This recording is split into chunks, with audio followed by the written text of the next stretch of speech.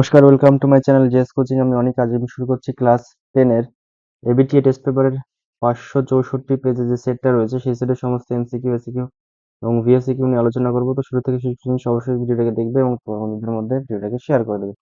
চলো শুরু করছি আজকের ভিডিও। আজকে ফার্স্ট কোশ্চেনটা আছে, সেটা দেখো। দেওয়া আছে কোনো মূলধন সুদে মূলে বা সুদে আসলে 10 বছরে দ্বিগুণ হলে বার্ষিক সরল সুদের হার কত হবে সেটা আমাদেরকে বের করে দেখাতে হবে। ফার্স্ট কোশ্চেন, ধরলাম বার্ষিক সরল সুদের হার হচ্ছে R%, আর হচ্ছে সুদে মূলে 10 বছরের দ্বিগুণ।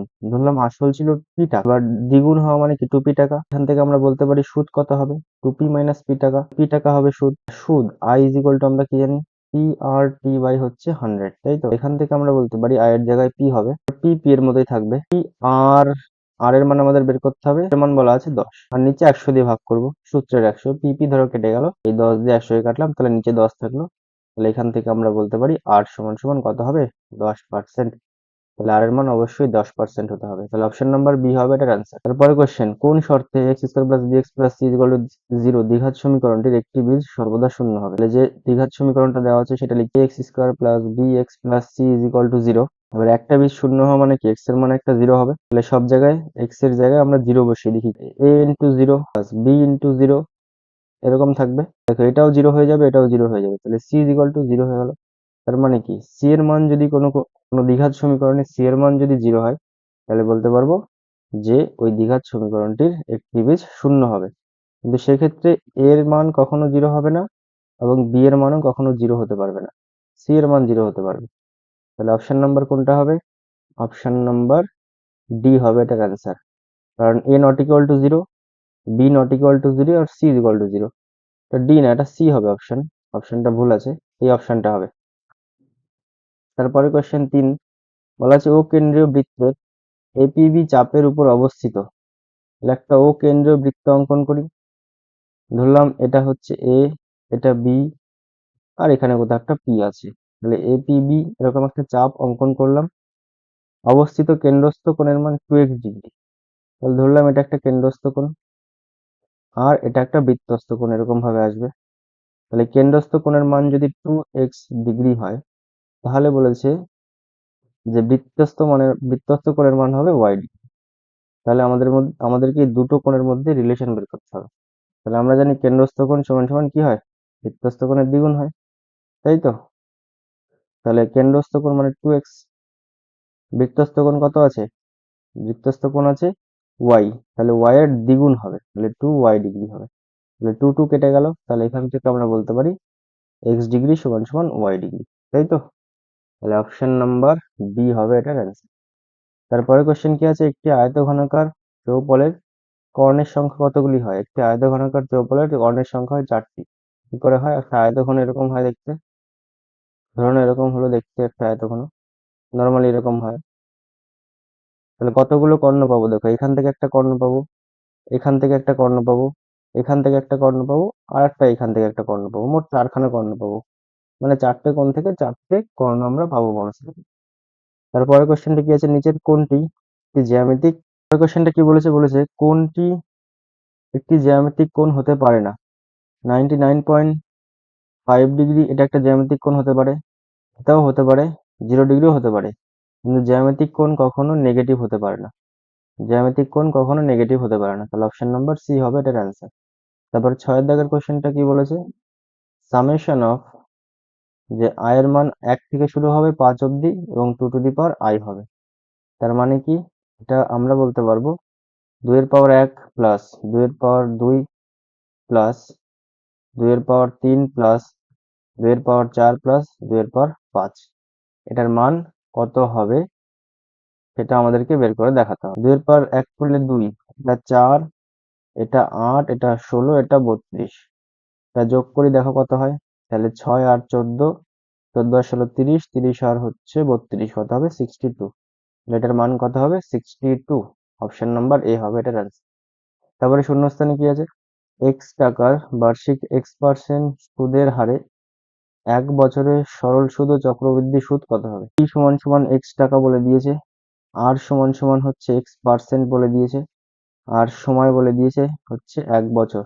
তাহলে সরল সুদ এই ক্ষেত্রে কি হবে, I is equal two P, P মানে হচ্ছে এক্স, আর মানে হচ্ছে এক্স, পি মানে কত, এটা, আর নিচে 100। তাহলে এটা এক্স এক্স গুণ হয়ে এক্স স্কোয়ার বাই 100 হবে।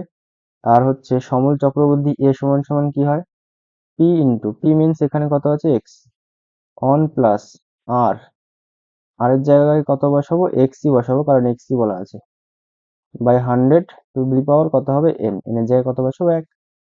তার মানে এখান থেকে আমরা বলতে পারবো যে এক্স ইন্টু, আচ্ছা, এবার এ মাইনাস পি করলে আমরা কত পাবো, তোমার চক্রবৃদ্ধি সুদ পাবো। তাহলে এ কত পেয়েছি, এটা এক্স ইন্টু এটা সামথিং, আর বিয়োগ করে দেবো কত, এখান থেকে এক্স বিয়োগ করে দেবো। তাহলে পুরোটা থেকে আমরা এক্সটা যদি কমন নিই তাহলে কত হবে, এক্সটা যদি আমরা এখান থেকে কমন নিই তাহলে 100 plus x by 100 minus 1 something এরকম থাকবে। এবার এটাকে যদি আমরা ক্যালকুলেশন করি তাহলে কি পাবো, যদি লসাগু করি দেখবা এখানে একটা 100 আসবে, যদি লসাগু করি, লসাগু করলে এটা মাইনাস 100 আসবে, এই একটা উঠে গিয়ে তাহলে মাইনাস আর এটা কেটে যাবে, এই এক্স আর এই এক্সটা আর এই এক্সটা পড়ে থাকবে, তাহলে এক্স এক্স গুণ হয় এক্স স্কোয়ার বাই কত হবে 100 হবে। তাহলে মনে রাখবে 1 বছরের সরল সুদ আর চক্রবৃদ্ধি সুদ সবসময় সমান হয়। তাহলে এটা বেরোলো চক্রবৃদ্ধি সুদ আর এটা বেরোলো সরল সুদ। আশা করি কোশ্চেনের অ্যান্সার বুঝতে পেরেছো। তারপরের কোশ্চেনটা দেখো কি আছে, দুয়ের কোশ্চেনটা বলা হচ্ছে 3টি ক্রমিক সমানুপাতি সংখ্যার গুণফল 216 হলে মধ্য সমানুপাতিটি কি হবে। তো ধরলাম 3টি ক্রমিক সমানুপাতি সংখ্যা হচ্ছে এ কমা বি কমা সি, তাই তো। এবার ক্রমিক সমানুপাতি হলে কি হয়, এ বাই বি সমান সমান বি বাই সি হয়, তাই তো। এবার তাহলে আমরা এখান থেকে বলতে পারি b square is equal to ac, এই বিটাই হচ্ছে মধ্য সমানুপাতি এবং সংখ্যাগুলি এর গুণফল মানে এ গুণ বি গুণ সি সমান সমান 216 হবে। তাহলে এখান থেকে আমরা এসির মান বের করে নিতে পারবো, এসির মান কত হবে 216 বাই বি হবে। তাহলে আমরা এই বি স্কোয়ার সমান সমান এসির জায়গায় 216 বাই বি বসিয়ে দিলাম, তাই তো। এবার এই বি আর বি গুণ হয়ে হয়ে যাবে বি কিউব, আর 216, এই 216কে আমরা কতর কিউব লিখতে পারি, 6 এর কিউব লিখতে পারি। তাহলে এই ধরে নাও কিউব কিউব উঠে গেল, তাহলে এখান থেকে আমরা বি সমান সমান কত বলতে পারবো 6। তাহলে এই বিটাই হচ্ছে মধ্য সমানুপাতি, তাহলে মধ্য সমানুপাতির মান কত হবে 6। তারপরে কোশ্চেনটা দেখো, তিনের কোশ্চেনটা কি বলেছে, বলা হচ্ছে একটি গোলকের আয়তন ও সমগ্র তলের ক্ষেত্রফলের সাংখ্যমান সমান হলে গোলকটির ব্যাসার্ধ কত একক হবে। তাহলে একটা গোলক, তার আয়তন হচ্ছে কি হয়, একটা গোলকের আয়তনের সূত্র কি হয়, 4/3 পাই আর কিউব হয়, আর সমগ্র তলের ক্ষেত্রফল কি হয় 4 পাই আর স্কোয়ার। তাহলে এখান থেকে আমরা ধরলাম 4 pi r square is equal to 4/3 pi r cube, তাই তো। পাই পাই কেটে গেল, এখান থেকে 4 4 কেটে গেল, এই আর এর সাথে এখানে 3টে আর এর থেকে একটা আর থাকবে, তাহলে এখান থেকে আমরা আর সমান সমান বলতে পারবো 3। তাহলে ব্যাসার্ধ কত হবে 3 একক, মানে 3 একক বলতে হবে। অর্ধবৃত্ত অপেক্ষা বৃহত্তর বৃত্তাংশস্থ কোণ হচ্ছে সূক্ষ্মকোণ, সূক্ষ্মকোণ। আচ্ছা, এত এত এর মান কত হবে, আমি এখানটা এটা মুছে দিই তারপরে করছি। কি আছে, 62,